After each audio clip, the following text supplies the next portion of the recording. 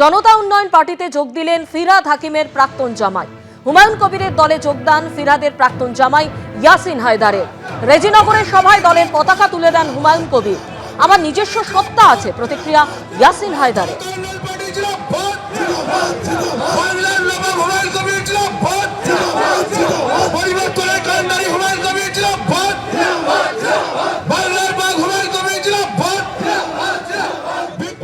কি হুমায়ুন ভাই, আপনি এগিয়ে চলুন, আমরা সবাই আপনার সাথে আছি। তলোয়ার की धार से ना गोलियों की बौछार से बंदा डरता है तो सिर्फ परवरदिगार से। धन्यवाद, अस्सलाम वालेकुम।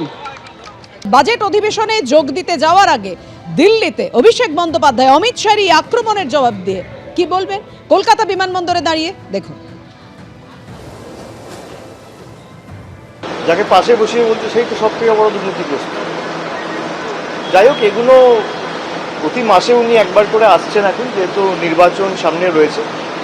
নির্বাচনের পর তো এদের ঠিকই খুঁজে পাওয়া যায় না, কিন্তু যারা দুর্নীতি নিয়ে তদন্ত করার কথা বলে, বিজেপির দুর্নীতির বিরুদ্ধে লড়াইয়ের কি নিদর্শন গত 10-12 বছরে প্রত্যেকটা জয়েনিংয়ে এখানে বিরোধী দল নেতা, আসামে হিমন্ত বিশ্ব শর্মা, মহারাষ্ট্রে নারায়ণ রানে, কিছুদিন আগে উপমুখ্যমন্ত্রী মহারাষ্ট্রে একটা দুর্ভাগ্যজনক ঘটনায় মারা গেছে, আমি তার নাম করব না, কিন্তু একাধিক ভুরি ভুরি উদাহরণ রয়েছে। যারা এই কথাগুলো বলছে তারা লোক হাসানোর জন্য এসব কথা বলছে। আর যারা বর্ডার সুরক্ষিত করার কথা বলছে, বিজেপির লোকসভার সাংসদ রানাঘাটের জগন্নাথ সরকার, তিনি বলেছেন বিজেপি ক্ষমতায় এলে বাংলাদেশের সাথে বর্ডার বিজেপি সরকারই তুলে দেবে। এটা আমার কথা না, এটা জগন্নাথ সরকারের কথা। তা অমিত শাহ কি জগন্নাথ সরকারকে শোকজ করেছেন? হয় অমিত শাহ ঠিক, নইলে জগন্নাথ সরকার ঠিক। যদি অমিত শাহ ঠিক হয় তাহলে জগন্নাথ সরকারকে শোকজ করা উচিত, আর যদি জগন্নাথ সরকার ভুল হয় আর অমিত শাহ ঠিক হয় তাহলে স্পষ্ট করে বিজেপি নেতৃত্বর বলা উচিত। দুটোর মধ্যে তো একটাও হয়নি, কিন্তু লোক হাসানো ছাড়া আর কিছু নয়। अभिषेक, अमित शाह कह रहे हैं कि 38% से कब 45% वोट हो जाएगा, दीदी आपको समझ में भी नहीं आएगा। रावण भी सोचे थे राम उनको हरा नहीं सकते जी, रावण भी सोचे थे राम उनको हरा नहीं सकते, लंका क्रॉस करके नहीं आ सकते।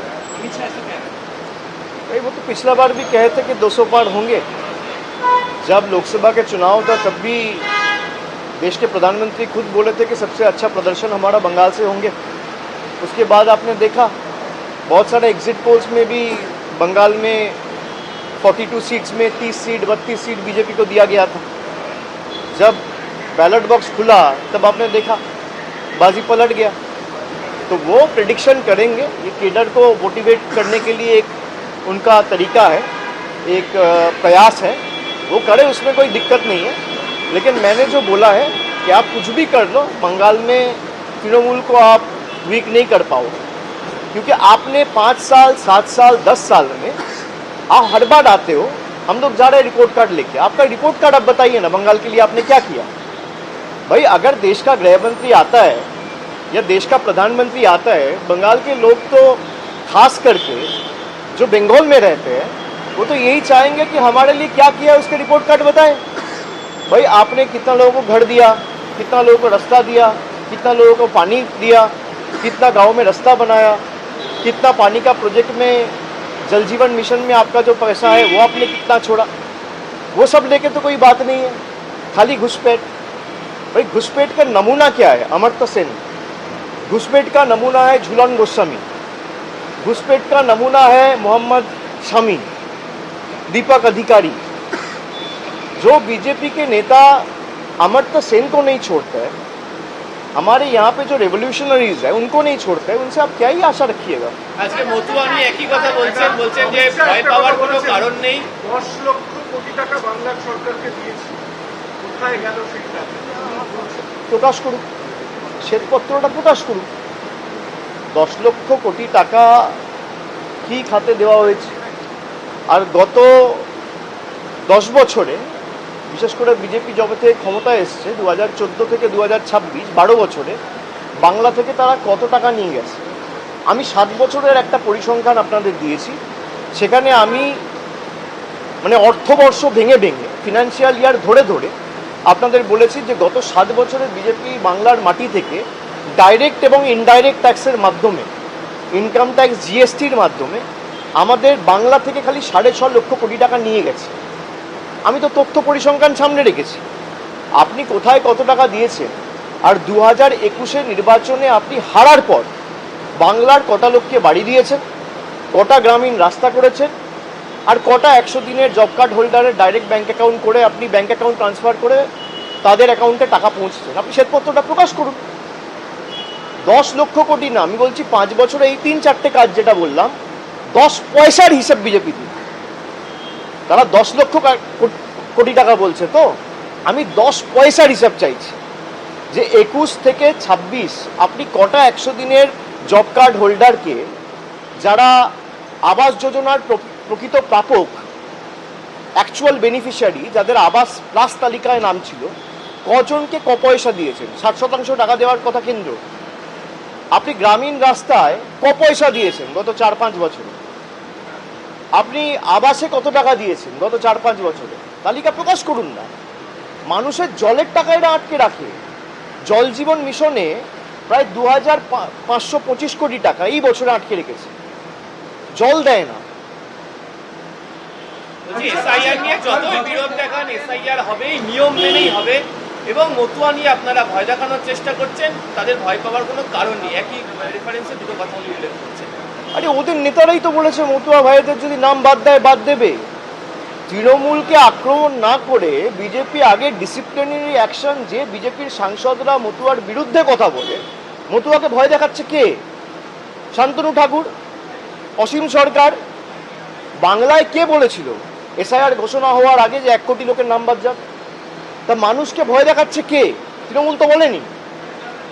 বিজেপির নেতারাই তো বলেছে 1 কোটি লোকের নাম বাদ যাবে। বিজেপির নেতারাই তো বলেছে ড্রাফট লিস্ট পাবলিশ হওয়ার পর দেখবেন সংখ্যাটা যখন অ্যাকচুয়াল বেরোবে, ফাইনাল ভোটার লিস্টে 1 কোটি নামই বাদ যাবে। বিজেপি তো টার্গেট সেট করে দিচ্ছে ইলেকশন কমিশনের জন্য। এরা কিভাবে কথা বলে? এরা তৃণমূলকে আক্রমণ করছে, মতুয়া ভাইদের ভয় দেখিয়েছে কে? কেউ বলেছে 1 লক্ষ নাম বাদ গেলে বাদ যাবে, কেউ বলেছে 5 লক্ষ মতুয়া ভাইদের নাম বাদ গেলে বাদ যাবে, কেউ বলছে 1 কোটি বাঙালির নাম বাদ যাবে। যারা আমাদের রোহিঙ্গা বাংলাদেশি বলে দাগিয়ে দিয়েছিল, আজকে ড্রাফট লিস্ট থেকে যে 58 লক্ষ লোকের নাম বাদ গেছে, তাদের মধ্যে কতজন রোহিঙ্গা আর কতজন বাংলাদেশি? আজকে তো 1 মাস হলো। আমি 31শে ডিসেম্বর দিল্লিতে গেছিলাম নির্বাচন কমিশনের সাথে বৈঠক করতে। আমরা দাবি রেখেছিলাম 1 মাসের মধ্যে প্রকাশ করেছে যে কজন বাংলাদেশি এই বাংলায় ভোটার লিস্টে ছিল, কজন রোহিঙ্গা এই বাংলার ভোটার লিস্টে ছিল ধরা পড়েছে। তালিকা কে প্রকাশ করবে? জায়গায় জায়গায় বাঙালিদের বাংলাদেশি বলে দাগিয়ে দিয়ে আমাদের ভাষা, আমাদের সংস্কৃতি, আমাদের কৃষ্টিকে অপমানিত করা, আমাদের ভাষাকে অস্বীকার করা, আমাদের মনীষীদের অপমান করা, এ তো বিজেপি করেছে। আপনি তৃণমূলের সাথে লড়ছেন। আপনি আমাকে গালাগালি দিন, মমতা বন্দ্যোপাধ্যায়কে গালাগালি দিন, তৃণমূলের যে কোনো লোককে দিন, আপনি বাংলার 10 কোটি মানুষকে লাইনে দাঁড় করিয়ে দিচ্ছেন তৃণমূলের সাথে লড়তে না পেরে, জোর জবরদস্তি। সেই লজিক্যাল ডিসক্রিপেন্সির লিস্ট তো আলটিমেটলি সুপ্রিম কোর্টের হস্তক্ষেপের কারণে আপনাকে প্রকাশ করতে হলো। এখনো অনেক জায়গায় লিস্ট টাঙানো হয়নি। লিস্ট টাঙানোর দায়িত্ব ইলেকশন কমিশনের। ইলেকশন কমিশন অনেক জায়গায় বলে দিচ্ছে মৌখিকভাবে আধার নেওয়া যাবে না। আরে যারা লজিক্যাল ডিসক্রিপেন্সির কেসে ডাকছেন তারা তো ম্যাপড, তাদের নাগরিকত্ব নিয়ে তো কোনো প্রশ্ন নেই। তাহলে আধারটাকে তো আপনাকে আইডেন্টিটি প্রুফ হিসেবে গণ্য করতে হবে, মান্যতা দিতে হবে। আপনি লজিক্যাল ডিসক্রিপেন্সিতে মৌখিকভাবে বলে দিচ্ছেন সিইওর অফিস থেকে যে আধার অ্যাকসেপ্ট করা যাবে না, আর রাইটিং দিচ্ছেন না। কেননা যেই আপনি ইন রাইটিং লিখিতভাবে দেবেন সেটা সুপ্রিম কোর্টে চ্যালেঞ্জ হবে। আমরা তো এটাই প্রথম দিন থেকে বলে আসছি। যারা এসআইআর করে মানুষকে ভীত সন্ত্রস্ত, ভয় দেখাতে চেয়েছিল, তারা আজকে বুঝতে পারছে যে এসআইআর করতে গিয়ে তাদের পায়ের তলার যেটুকু মাটি ছিল সেটুকু ছড়ে গেছে। বিজেপির যা ভোট শতাংশ ছিল, আগামী দিন দেখবেন কি অবস্থা হয়। এবিপি আনন্দ, এগিয়ে থাকে, এগিয়ে রাখে।